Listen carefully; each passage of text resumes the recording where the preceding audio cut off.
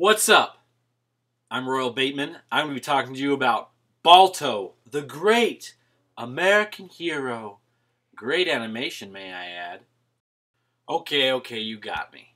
What I'm really talking about is Balto, a novel by T.C Boyle. It's a famous short story. First thing first, when you start reading this story, it's pretty slow. Not as slow as James Taylor music, but still slow. I'll try to read you a little piece of it. There are two kinds of truths. Good truths and hurtful ones. That was what her father's attorney was telling her, and she was listening, doing her best.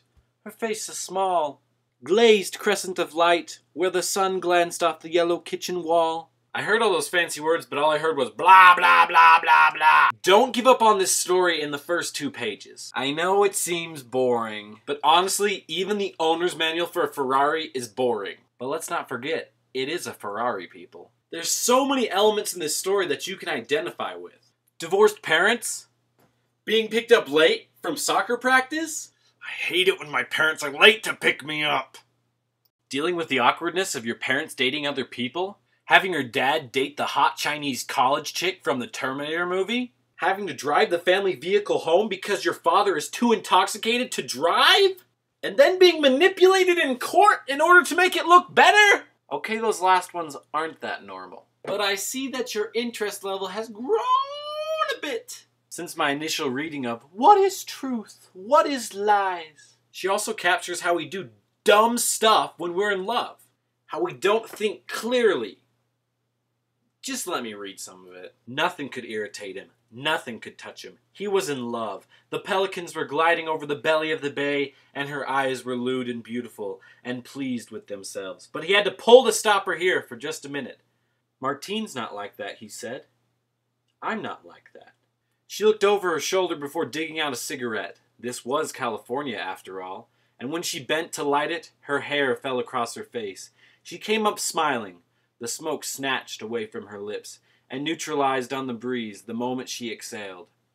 Discussion over. Some of you are going, what? Is that about a wizard? I know you're only used to reading garbage, but I mean, that was like a piece of real writing right there. Maybe I have to rap it to make you guys pay attention and listen to these lines. Bomb, bomb, bomb. She looked over her shoulder before digging out a cigarette. This was California after all, and when she bent to light it, her hair fell across her face. She came up smiling. Okay, so Boyle didn't write it for 50 Cent to sing it. Who cares? This book, even though some parts I don't buy and I don't believe, is a great novel, and I suggest that everyone go out and try to read it, or attempt to read it, or at least give it a shot. It's a short story, people. I mean, it's not like committing to the 7th Harry Potter book, which is what, like 400 pages? I mean, it's in the Best American Short Stories 2007, which was compiled by Stephen King. And here's what Stephen King says about all the stories in here. I read plenty of kick-ass stories this year, but there isn't a single one in this book, or in the Roll of Honor at the end, that didn't delight me, that didn't make me want to crow, oh man, you gotta read this!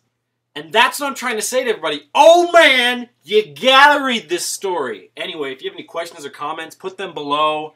I know this is kind of my junk channel, but if you want to see my other channel, check it out, ROYALB8MAN. Royal Bateman. Alright, anyway, so you guys have a good week, and sometime between your little test of CSI or some random commercial break, you're watching some ridiculous sports event showing tribalism and pointless crap, you should check out this story.